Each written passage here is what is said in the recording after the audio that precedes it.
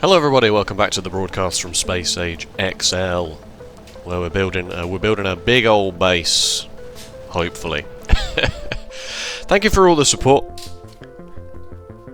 Means a lot. Thank you so much. If you want to do the odd like, comment, subscribe for me, that would be great. Last time we got the grid section and all that kind of stuff done. So today we just need to expand a lot. Just need to move the starter base, hopefully, and expand quite a bit. So let's do that, shall we? Jump straight into it. Here's how we left the base last time. We're expanding north. We're going to put the bus going north. And we're just adding in this coal, this copper, this iron is close enough to just bring it in on belts. But I have made a space for train stations for when we want to bring in 4 belts via a train. And the smelting columns are going to go here. So today's plan is to try and move as much as we can of the old quote-unquote starter base. This is just a glorified mall, basically. This whole thing is just a glorified mall to give us the infrastructure that we need to... don't know why those are missing. Give us the infrastructure that we need to expand. And so then the idea, if just as a quick recap, the idea is to build a fairly big base on Now Vs. To front load all of our time on Now Vs, basically, so that then when we go to the other planets, we're not there for very long at all. So we just already have rocket part shipments being done. We just go to Fulgora, or Gleba, or Vulcanus first, with a ship full of stuff to just get it done in like one go, in like one fairly quick sitting.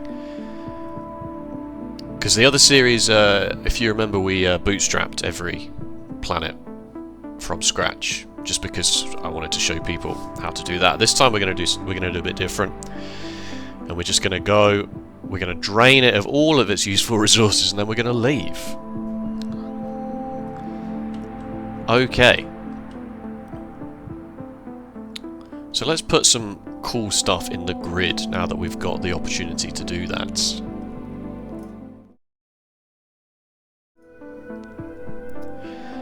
Robots. Oh, well, I was going backwards and forwards on this for quite a long time, if you remember the last episode, exactly how we were going to do the smelting stacks and things. What I've elected to do, if I take all the garbage off my screen, what I've elected to do, having thought about it for a little while, is this one is going to be iron. I for iron. This one's going to be copper. This one's going to be stone and bricks. B for bricks. This one's going to be steel. And actually this one's going to be oil, just because this oil is right here. I'll just plug it straight in here. Now usually I put oil on the bus, right? I put oil in one of these grid sections and feed it into the bus like this, but I'm going to just put it in at the start because it's right there, and this is right here. So there was a lot of backwards and forwards on exactly how I wanted to do this. And I know I said I was going to build quite large. I did consider doing 8 belts of each of the basic resources, but I do think I know that we said it was going to be XL, but I do still think that even 8 belts would just be huge overkill for this stage in the game. I'd be extremely surprised if we need more than 4 belts of iron and copper to get anything done, you know? I feel like 4 belts of each will be plenty until we then get foundries. Obviously we get foundries and then we can use fluids for it instead. My previous series, I'm pretty sure I only used 2 red belts of iron and still got everything done very easily. So this is what I've elected to do. And then we'll have another iron ore patch come in for steel. So it will be 8 raw belts of iron ore and 4 raw belts of copper ore, but 4 of them are going to iron, 4 of them are going to copper, some stone and some steel. So that's the long-term plan today, and then we'll get the bus done in the grid section space. The main base is holding up. I've unplugged the oil that was down here feeding into this. So we've given ourselves a little bit of a timer, right? We need to sort of try and get everything done before this crude oil runs out, because once this crude oil runs out, we will not get any more petroleum, which means we won't get any more plastic, which means we won't get any more red circuits, which means we won't get any more modules, blue science, or even roboports, actually. So we're on a bit of a clock, just to make things slightly more interesting. Slightly more interesting. Okay, moving on. This is my processing unit build.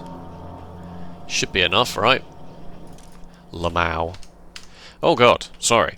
Yes, I would like a small stock of processing units in this stage in the game, mostly just to make myself power armor, some exoskeletons, and we can't research this for a while, can we? No, we need yellow science for personal battery Mark IIs. Obviously the rocket silo. But I don't think we're going to be doing that. Portable fission reactors, yes. So I've got myself my power armor, 3 roboports, a whole bunch of batteries. I will change I will change a set of this for an exoskeleton eventually, but just for now, just to charge these up. This is fine. And we put in the extra train stations.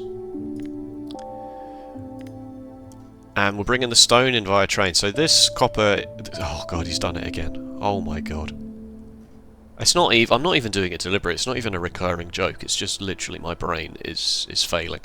This coal is just about close enough to use belts. Just about. Even though it was, you know, best part of 2,400 belts. This stone I'm going to bring in via a train. So I put the grid sections down. You remember last time we designed the rail part of the grids. We've got straight... Oh no, spoilers. Spoilers! Ignore that. I'm talking about that later. Straight, a... Why is that called T-junction? That's clearly a mistake. Clearly that is a mistake. A curve, a crossing, and so on. I'm going to do the station loading like this, so a train will have to turn around to load into the station, of course, but it then can just join the main track and leave. So we'll need also a...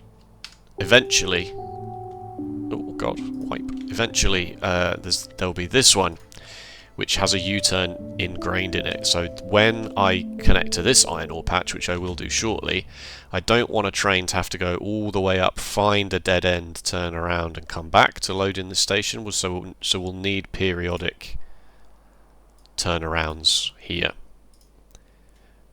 Which is fine. This seems to work quite well in my experience. So yeah, so that's the stone in. The stone... oh, well, we should take the train, I guess. Stone until full. Stone until empty. I wish full and empty were just at the top of the list. Like, how often do you ever use any of these in comparison to just full and empty? Yes, you do use them. I'm not saying you don't ever use them, but like... Anyway, I think there's a mod for that, actually. So the stone is going to come into this smelter. I eventually realised that this is huge overkill. This smelting only really need 2 lanes of this, but then that means I can use the space here to bring the stone up, and then obviously we want the coal on the bus as well. So we need coal, stone, bricks, steel, etc. We always want to leave a 2 gap. This leaves just about enough space there, and then a 2 gap, and then we go on the other side. And that's why this works quite well, because then it fits snugly in there like that. And then I always do my undergrounds like this because one of my designs has lights. So I just, you know, the lights aren't technically blocking. So that's the plan with the bus. So this will be, this will also be fluids eventually as well, one of them. So this is 28 lanes on the bus. That should be plenty. We're back! The train came back. Everything's so dark. Why is everything so dark? Should have put lights in with this system. Train unloading. I don't think I spoke about this last time. It's fairly simple. Stack inserter onto... I don't think actually anymore you need these.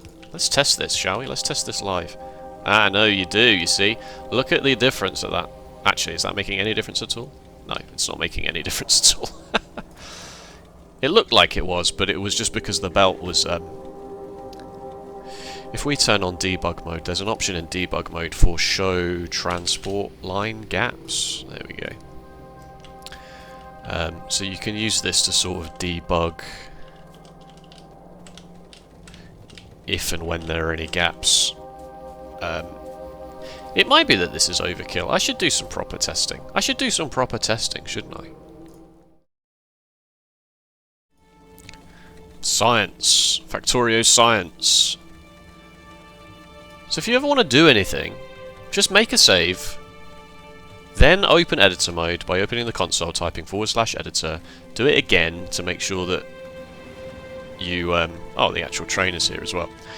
And then just set up your test using these infinity chests in the unsorted section, which can just have stone in forever, and then just unload them on another side with remove unfiltered items.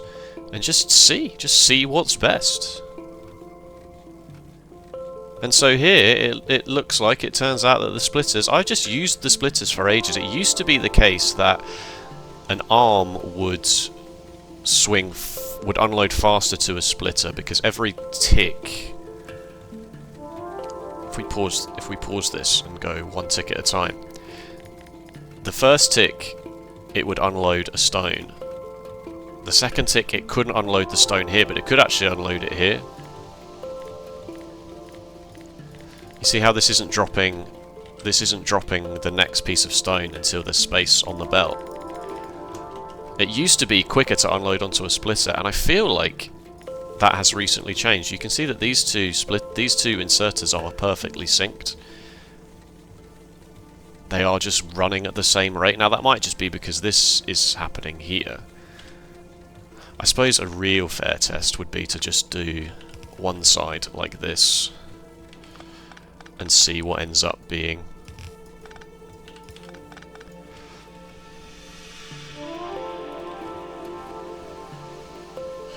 Let's pause and remove these and put these back in so they both start swinging at exactly the same time. Yeah, it's no different, is it? It's absolutely no different. So there we go. We learnt something today, folks. We learnt something today. This is now actually irrelevant.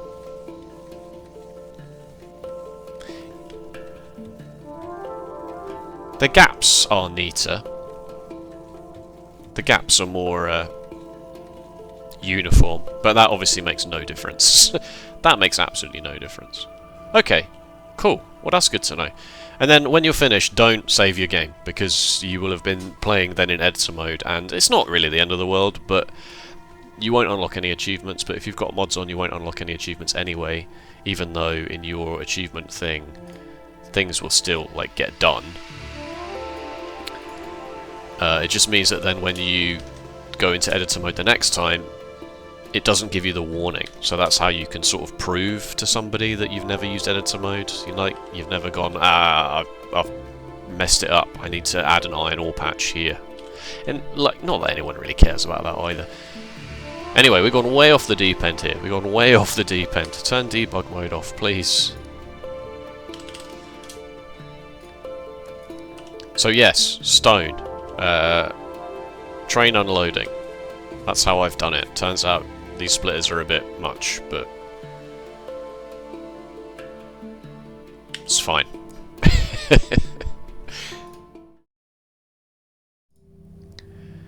Okay, so there's an iron ore patch up here, which I definitely want to plug in for my steel. The other option would be down here, but seeing as I've already got the grid coming this way, it was a simple case of just, as I say, designing this U-turn section and moving this up here. And then we built another set of grids across here, and we can then fill this in eventually with whatever we want. So while that was ticking over, I plugged the oil in. I made a small change to this design to also build a custom alert. I don't know if you know how to do this. It's very simple. You just get a programmable speaker and you set it to do whatever you want. You could also have a volume, but it's really annoying, so you tend to not do that. So with the existing fluid monitor thing, all I've done is I've just added a programmable speaker to the circuit network that says if the circuit is less than 5,000. This is taking whatever fluid it is and just outputting it to a generic signal so that you don't have to program these every single time with which fluid it is. So then if there ever is a problem for whatever reason, the reason I've done this with the water is because I've plugged in 3 offshore pumps here, and I want to use that to do all of the water for the base. So when I do something else with the water, I'll do this. So then if this fluid ever gets low, I'll know that, even though there's a pump here, which is not really relevant, I'll know that then that there's a problem with the water supply. I need to add more fresh water to the system. And there we go, it looks like it just turned on, the alert's gone, there we go. And the other good thing about the alert is that if you're somewhere else, you can click it and open it and see where it is. A fluid is low. You can make that say whatever you want. So that's nice. So that's in the blueprint book as well. Okay. So we've plugged the oil in. I've done a little bit of a better job with the oil this time, making use of the rotatability of the oil refineries. So that's the crude oil and the water coming in. No, the water's not coming in yet. Where did I decide to put the water in? Oh my god, and this is wrong as well. Oh, it's fine. I need to add the advanced oil processing bits to it as well. So I made a small save file here just because obviously I was making progress up here and whatnot. And we're completely out of oil in the main base. So yes, these red circuits are the last red circuits we will have because... Oh, we're out of crude, but we've still got some petroleum. So once this petroleum runs out, we'll no longer be able to get plastic, which means we'll no longer be able to get red circuits. So, yes, that's what we're working towards. Alright, let's do the rest of the advanced oil processing.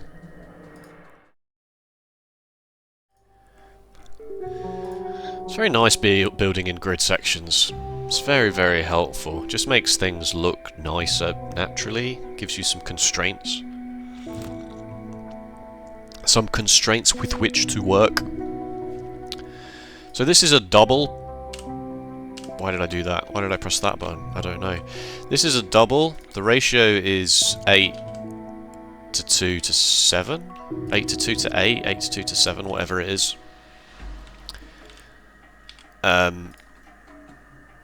So if you don't count the lubricant, so all of this on its own makes enough heavy oil to turn it into lubricant. So if you take the lubricant away,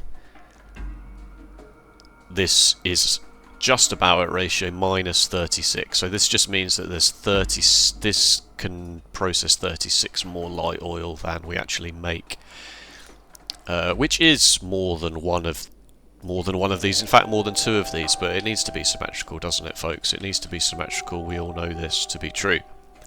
You don't need to keep the heavy oil for any reason. You only need to turn heavy oil into lubricant, so that your fluid bus is then your lubricant, your light oil and your petroleum, and then you just need another space for sulfuric acid, and you could bus water, but water is quite plentiful.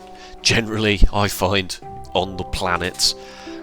So we can pump more water in from here, and as I say, we've got a supply from this small lake as well. So I tend to not put water on my bus. The green circuits are in as well. Yes, I've made a small error here in my bus spacing. I'm an idiot, don't worry, I will fix it. So this takes 3 of your 4 belts of copper already. So it is overkill. There is a case to be made for not continuing a lane of copper on the bus once it's gone in, because this is like already 3/4 of a lane.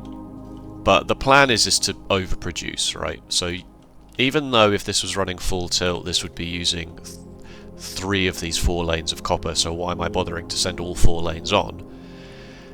Because this makes 2 red belts of green circuits, if we're ever not using 2 red belts of green circuits, which hopefully we won't always be, the spare copper can then move on to the next thing. And of course, once we get beacons and modules and stuff, we can squeeze those in, or just redesign it to squeeze them in somewhere. Just put productivity modules in and stuff. So I probably should add these to the book. This one's in the book at least.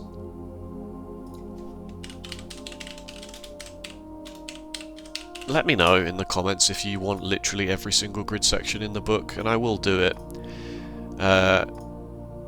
Some people would rather just, some people want to use Factorio Let's Plays for inspiration, and some people just want to follow along and have a blueprint book. And if you like to use blueprints, that's fine. I like to design my own blueprints, as you can see. Okay, let's hook this iron ore up, and then it's also a good time to think about. I have started making laser turrets because it's getting to the point where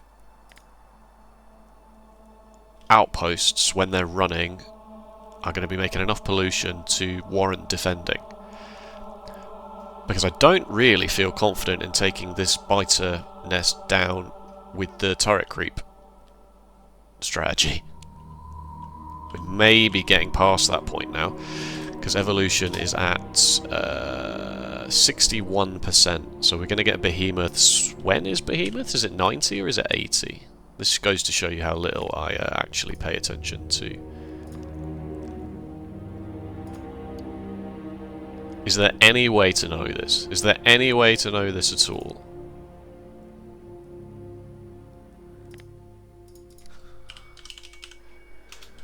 Nope. Good stuff. Thanks, Factorio.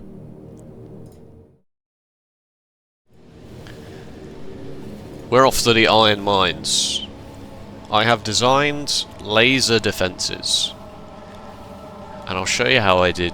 I'll show you them, and I'll show you how I did it as well. But the iron mine is up here. Thank you. Ready to go. And I've done I don't know what this fortification style is called, but this is what I've done with the old dragon's tooth thing.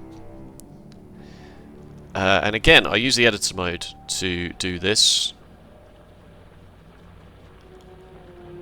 because the editor mode is insanely powerful and helpful. Oh, got a bit of overlap there. So I opened editor mode. I made a new surface. Just made it empty. Name is required. Apparently.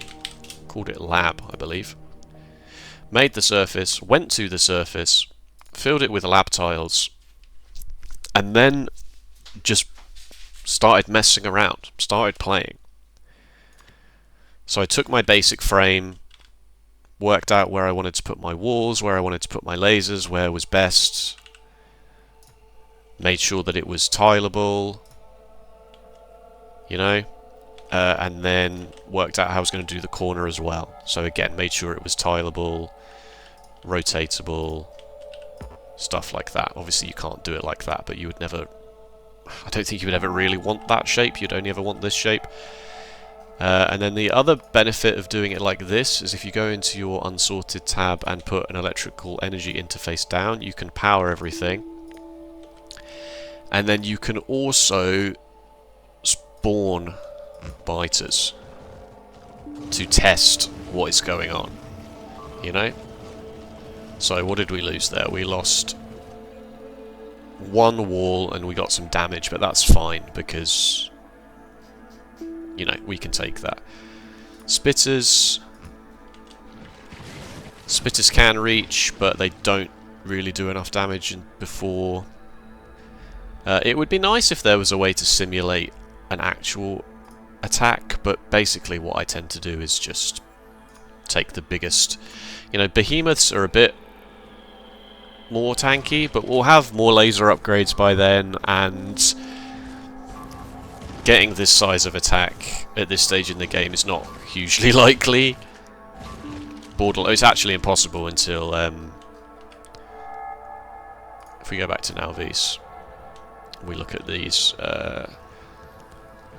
73% medium biters, 26% big biters, 21% big splitters. It's only when evolution goes up that we'll have to worry about behemoths and things, and then, as I say, by then we should have more levels of laser weapon damage done. Laser shooting speed as well?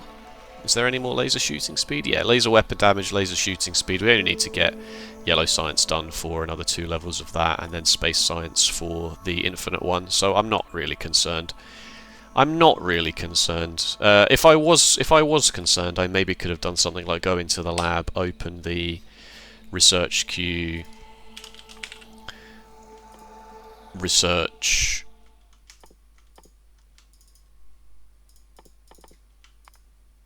a couple of levels of this. You know, research the ones that actually are possible with yellow science. Yeah, there we go. And then test it again.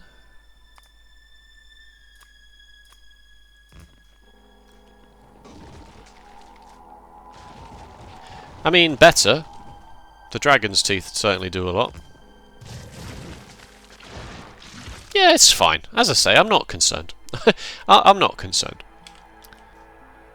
And then also the plan is to be able to have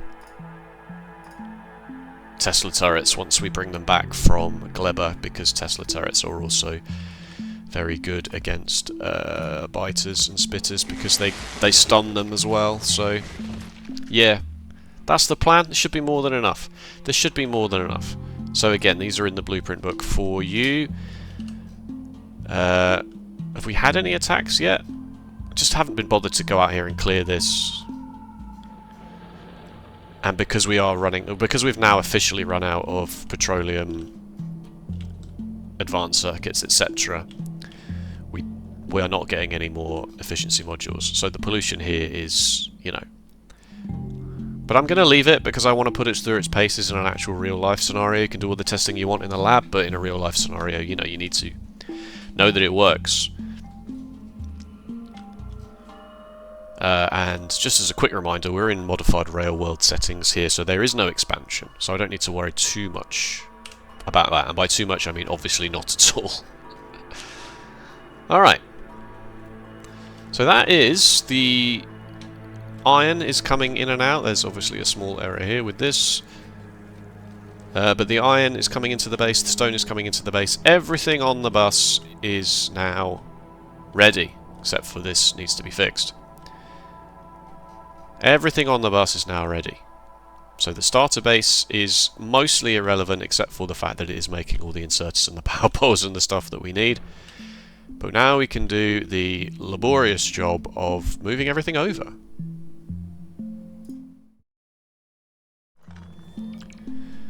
So the science builds are coming out of the starter base. Blue science, military science, green science, and have just been plugged in over here, as they were before. The blueprints work very well. They're from my original Broadcast from Space Age series. They are quite good, if I do say so myself. If I would like to toot my own horn for a moment, they have served me quite well. Same with all of these designs are from the blueprint book, except the plastic, which is just doubled up to be a full belt. Same with the sulfur. The sulfur's a bit different, but the sulfur and the sulfuric acid and the fluid monitoring thing is all here now. This does not make enough sulfur to even feed all the sulfuric acid plants, but it's also a huge amount of sulfuric acid. Like 12,000 a minute is way, way, way too much, but I had the space, so yeah, that's what I've done. Bricks, coal, stone, fluids. Yeah, it's looking good. It's looking really good. I'm really happy with it. Now that the iron is all full and backed up, the pollution has died down. These have made some kills. 0, 2, 1. It's very easy to go off the deep end and panic about defences. Like, it's possible that even this is too much, but it's relatively cheap, right? Walls are relatively cheap. Laser turrets are relatively cheap. Steel, battery, electronic circuits, like that's not a huge amount of raw ingredients. And the maintenance on them is so low, right? They are set it and forget it. They're not. You don't need ammo. You do have to worry about your electricity supply, but we've already solved that problem. If you're making batteries, it's probably because you're making solar panels and accumulators, which just means like you could just tack it onto the end of this, which is what I've done. So it's all good. It's all good. So the bus is coming along really, really nicely. Finally noticed and fixed the issue. Some balances in there and stuff. So we're just moving stuff over. We're just moving stuff over. But also I want to put in purple science now, because I do have a blueprint for purple science that I know works well, and we've got everything that we need to make that once we get the red circuits in, especially. So I'm just moving stuff over. I'm not going to belabor this too much. I'm just moving stuff over. Production science is a nightmare, as we all know. The raw ingredients, you have to turn those raw ingredients into intermediate products, which then have to be turned into science. It's nothing that you ever really want on the bus, so you kind of just have to make it all on site. It's on site, basically. But you know, if you've got a blueprint that you know works from a previous playthrough, then yeah, do it. And this is why blueprints are good. And it's also why it's good, in my opinion, to design your own blueprints, because you know that it works. You know that it works, you know how it works. So I've done the science production down here, a bit further away from the bus, so the red circuits, the advanced circuits, actually get split here. I may change this going forwards. I put 2 in, but even 2 lots of this is only like, yeah, 20% of a red belt. I could squeeze another one here, exactly in here, and I may do that. We'll see. We'll see.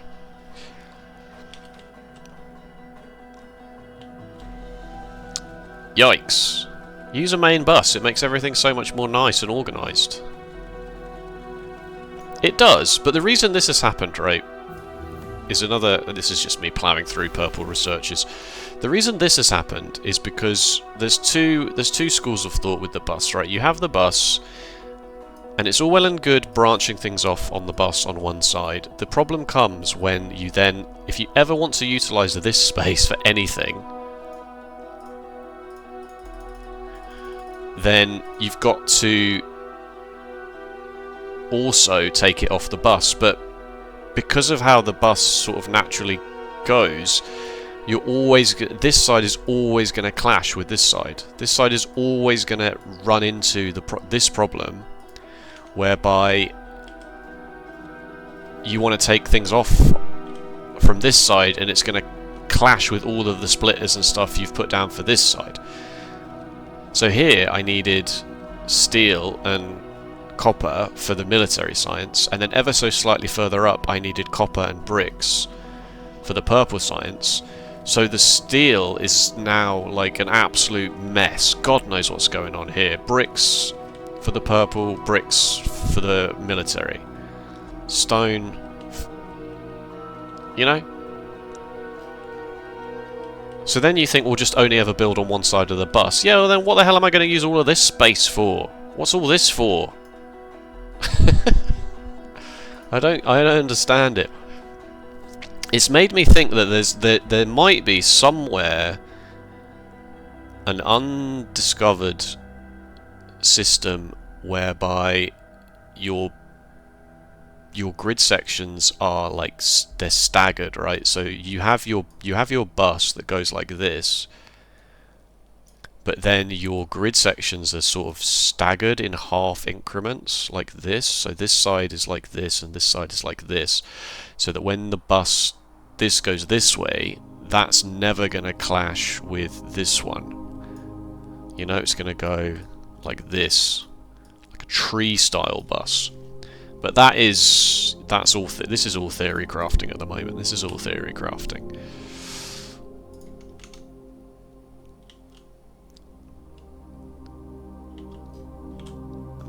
And I've built some more solar panels here. I'm going to just fill this in with solar panels, I think. Yeah, this still hasn't really done anything, but that's mostly because the iron is now fully backed up. Okay, good. Good stuff. Alright, so the reason I put the purple science in is because I wanted to make a modicum of progress. It'd be a shame to have a whole episode where it's just moving stuff around, but it was an important infrastructure-based episode, I feel like. I'm really, really happy with it, to be honest with you. This might be one of the neatest, most future-proofed Now V starts I've ever had. And I may come to regret those words in due course. But it's looking really good. It's looking really good. So next time we can actually do some new stuff. We can do processing units, low density structures, get yellow science set up, and then once we've got yellow science set up, we can get requester chests and things set up. Where are they? Oh, you need space for that now. Okay, maybe we'll do space science next. I don't know. Maybe we'll do both. What does yellow science get you?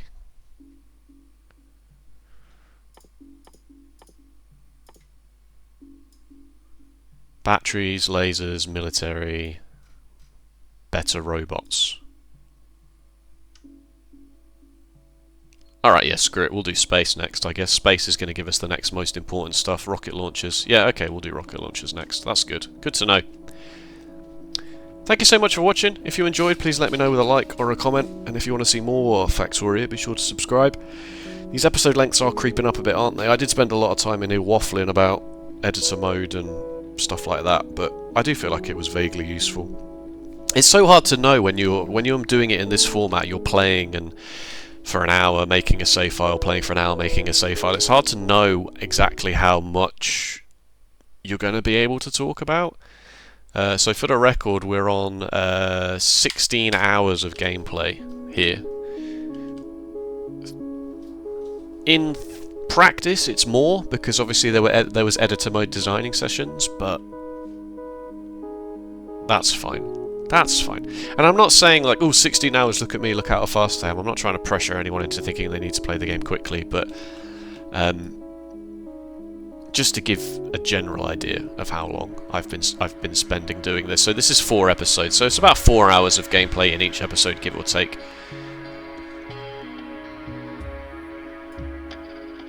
Alright.